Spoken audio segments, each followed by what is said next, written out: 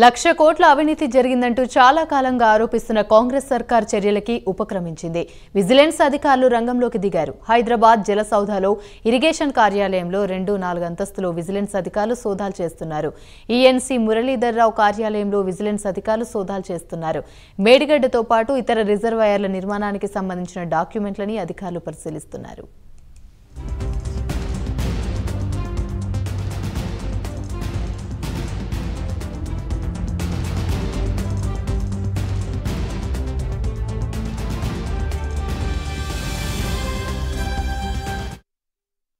రైట్గా ఇదే అంశానికి సంబంధించి మరిన్ని వివరాలు మా ప్రతినిధి నాగేంద్ర అందిస్తారు. నాగేంద్ర చెప్పండి.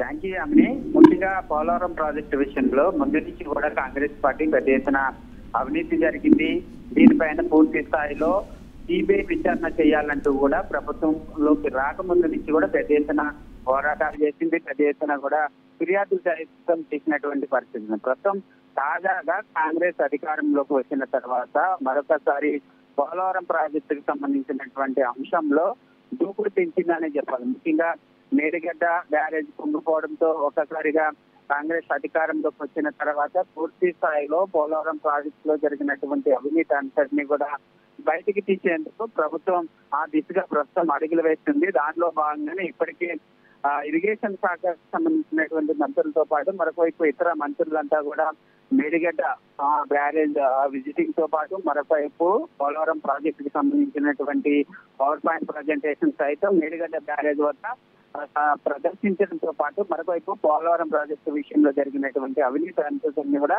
బయటికి తీసేటటువంటి ప్రయత్నం చేస్తున్నారు. దాంట్లో భాగంగా ఇప్పటికే ప్రభుత్వం జ్యుడిషియల్ ఎంక్వైరీకి ఆదేశాలు జారీ చేస్తామంటూ కూడా గతంలోనే చెప్పడం జరిగింది.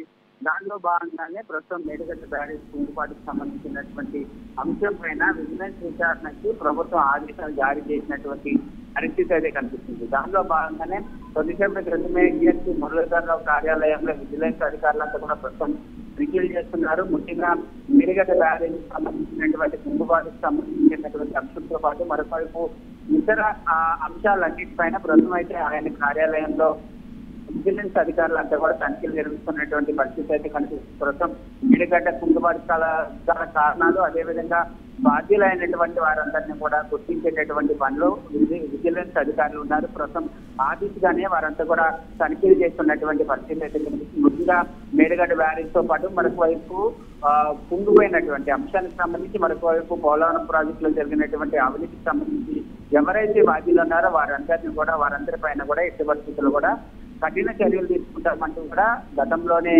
మంత్రి ఉత్తమ్ కుమార్ రెడ్డితో పాటు మరొకవైపు ప్రభుత్వం సైతం సీరియస్ గా వ్యాఖ్యలు చేసినటువంటి పరిస్థితి అయితే కనిపిస్తుంది. ప్రస్తుతం ఆ దిశగానే విచారణ కొనసాగుతుంది. ఈ రోజే విజిలెన్స్ సంబంధించినటువంటి అంశంలో ఆదేశాలు జారీ చేయడంతో ప్రస్తుతం అయితే ఈఎన్సీ మురళీధర్రావు ఉన్నటువంటి ఆయన కార్యాలయంలో ప్రస్తుతం అధికారులు తనిఖీ చేస్తున్నారు. మేడిగడ్డ బ్యారేజ్కి సంబంధించినటువంటి పూర్తి నివేదికతో పాటు ఇతర ప్రాజెక్టులకు సంబంధించినటువంటి అన్నింటిని కూడా గుర్తించేటటువంటి పనిలో అయితే విజిలెన్స్ అధికారులు ఉన్నారని చెప్పాలి.